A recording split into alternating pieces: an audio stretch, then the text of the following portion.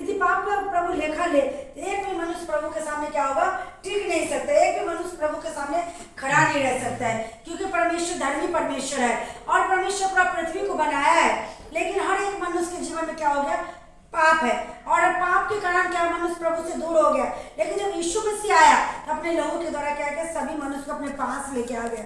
और आज हम यीशु मसीह में होने के बावजूद भी हमसे बहुत सारा पाप होता है, बहुत सारे गुनाह होता है, लेकिन फिर भी प्रभु हमारे पापों के क्या करता है, लेखा नहीं लेता है।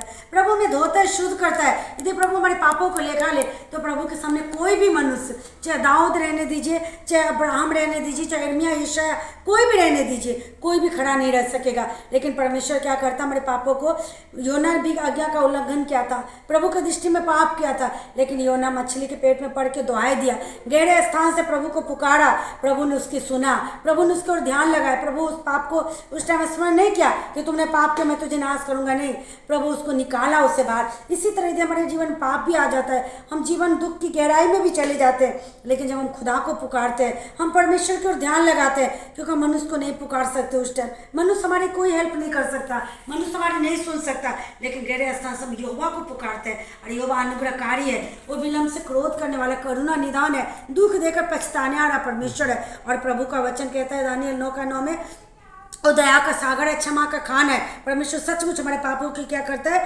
क्षमा करता है। यहाँ पर लिखा है, मैं यहोवा की बाट जोता हूँ, मैं जी से उसकी बाट जोता हूँ और मेरी आशा उसके वचन पे है। सचमुच परमेश्वर, मनुष्य का बाट जो ना व्यर्थ है, ना कोई मनुष्य आ सकता है ना, लेकिन परमेश्वर का जब हम बाट जोते हैं तो हम क्या होते हैं, नए बल को प्राप्त करते हैं, चाहे रोग की अवस्था में, चाहे बीमारी की अवस्था, निर्बलता की अवस्था में। लेकिन यदि हम सच्चे मन से यहोवा की बाट जोते हैं ना, उस रोग से प्रभु उठा के खड़ा कर देगा, नया बल देगा, उड़ने की सामर्थ्य देगा। जो हम उठ नहीं पा रहे हैं, जब हम खड़े नहीं हो पा रहे हैं, लेकिन हम जी से, हम तन मन लगा के यहोवा की बाट जोड़ रहे हैं, तो यहोवा उठा के ऐसा खड़ा करेगा क्योंकि आपकी तरफ उड़ने की शक्ति देगा, उड़ने का सामर्थ्य देगा।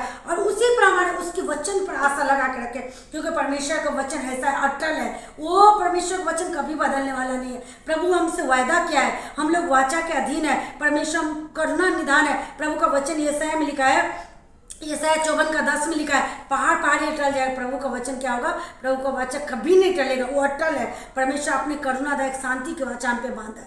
प्रभु बोल दे कि मैं तुझ पर करुणा करूंगा तो सचमुच करेगा, चाहे हमारी स्थिति कैसा भी हो जाए। लेकिन हम सच्चे मन से प्रभु को पुकारता है। दाऊद भी पाप में गिरा, लेकिन सच्चे मन से वो पश्चाताप के प्रभु उसको खड़ा किया, उसके गद्दी को प्रभु स्थिर किया। इसी तरह हमारे जीवन में भी जितना भी पाप हो जाते हैं, हम तकलीफ हो जाता है, लेकिन प्रभु को सच्चे मन से हम पुकारते हैं, प्रभु हमको क्या करता है, स्थिर करता है, उठा के खड़ा करता है। बोलता है दाऊद के प्रधानों पे भरोसा रखना व्यर्थ है, मनुष्य पे भरोसा रखना व्यर्थ है, लेकिन यहोवा की जो बाट जोता है धन्य व्यक्ति है। और जी से सचमुच यहोवा की ओर ही हमको बाट जोड़ना है, आमीन। और उसकी ओर